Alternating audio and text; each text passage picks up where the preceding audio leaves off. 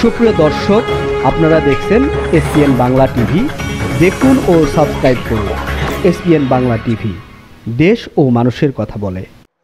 যারা এই বাংলাদেশকে নিয়ে স্বপ্ন দেখে, যারা এই আন্দোলনের জন্য শহীদ হয়েছে, যারা এই আন্দোলনের সম্পৃক্ততা থেকে বাংলাদেশ থেকে স্বৈরাচার বিতাড়িত করেছেন, সর্বশেষ আমরা তাদের রুহের মাগফিরাত কামনা করে যারা এই আন্দোলনে নিহত হয়েছেন এবং সংবেদনা প্রকাশ করে যারা এই আন্দোলনে আহত হয়েছেন, যারা সান্ত্বনা প্রকাশ করে তাদের সাথে তাদেরকে সান্ত্বনা দিচ্ছি যাদের আত্মীয় স্বজন প্রতিবেশী হত্যা করা হয়েছে।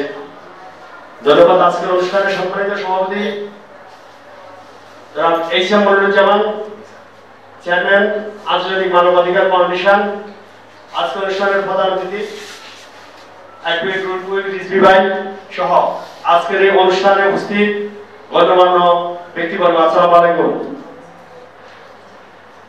কথা বলার যেহেতু সুযোগ হয়েছে, প্রত্যেকেই কথা বলতেছে।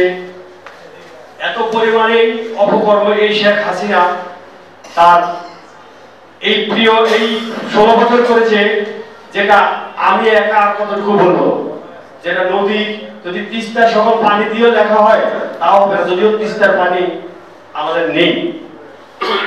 তবে মুনকার নাকি যারা পাপ এবং পুণ্য লেখে তারা নিজেরাই তো বেহুশ হয়ে গেছে শেখ হাসিনার মতো একটা শয়তানের অপকর্ম লিখতে লিখতে।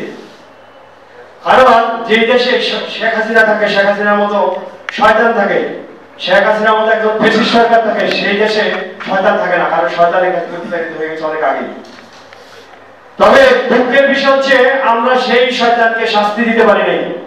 বিতাড়িত হয়েছে আমাদের বন্ধু নাকি ভারত সরকার, তারা অতি আহ্লাদে শেখ হাসিনাকে লালন পালন করতেছে, সেখানে বসেও বাংলাদেশের বিরুদ্ধে ষড়যন্ত্র করতেছে।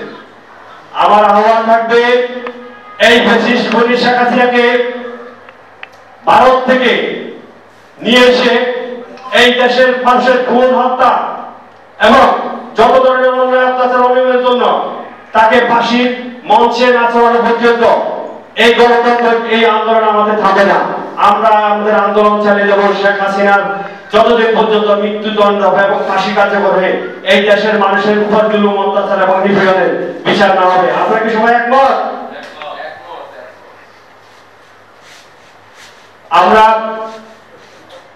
আমি নিজে আমার কাছে মনে হচ্ছে আমি আপাতমস্তক আমাদের সন্তান যারা এই আন্দোলনের জন্য যে 2018 সাল থেকে তারা বিপ্লব শুরু করেছে, সেই বিপ্লবের পূর্ণতা পেয়েছে 2024 সালে। তারাই যারা নিরাপদ সড়কের জন্য আন্দোলন করেছে, তারাই সেই বিপ্লব সাধিত করেছে। তারা আমাদের গর্বিত সন্তান, আমাদের ভাই, আমাদের বন্ধু।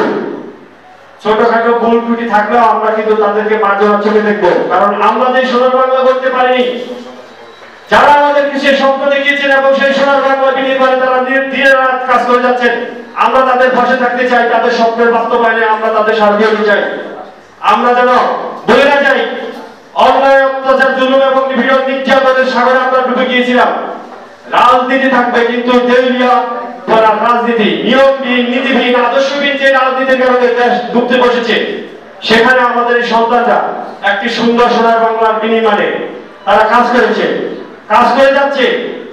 আমরা তাদেরকে সমর্থন জানাই, ভালোবাসা জানাই, তাদের প্রতি আমরা কৃতজ্ঞ। আমরা চাই বাংলাদেশ থেকে যে অনিয়ম এবং দুর্বৃত্তায়নের কারণে শেখ হাসিনার বিদায় হয়েছে, বারবার সেই রাজনীতির দুর্বৃত্তায়ন আমাদের মধ্যে ফিরে না আসুক। আমরা একটি সুস্থ বাংলাদেশ চাই, আমরা একটি আদর্শ বাংলাদেশ চাই, আমরা সোনার বাংলাদেশ চাই, আমরা সেই প্রতিষ্ঠিত বাংলাদেশ চাই যে কারো কাছে মাথা নোয়াবার নয়। আমরা কারো কাছে মাথা নোয়াবো না। আমরা এই আমাদের সন্তানদেরকে সাথে নিয়ে ভবিষ্যতের বাংলাদেশ গড়ব, এই প্রত্যাশায় আপনাদের সকলের সহযোগিতা এবং ভালোবাসা নিয়ে বেঁচে থাকতে চাই। আজকের মতো বিদায় নিলাম। আসসালামু আলাইকুম।